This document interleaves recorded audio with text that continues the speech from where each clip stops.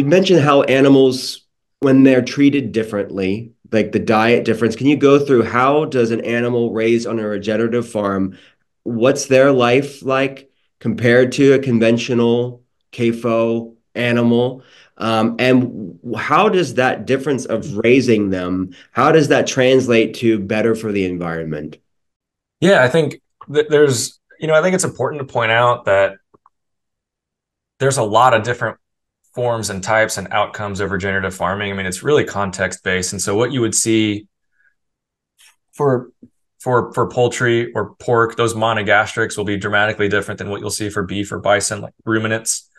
Again, monogastric single chamber omnivores like us, ruminants multi-chamber stomach that can break down things like cellulose, largely eating forbs and grasses.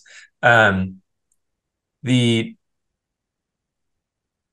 and that can vary for beef between Canada and Mexico, the Chihuahuan Desert versus the tundra. And so I think we just got to recognize that one of the beautiful things is there is some flexibility in how this is expressed on the land. But ultimately, what you're looking at is, again, nature gave us a blueprint. There is incredible wisdom in billions of years of evolution laying out the perfect path. And we have been fortunate to be mining that fertility for several generations, and in our food production systems.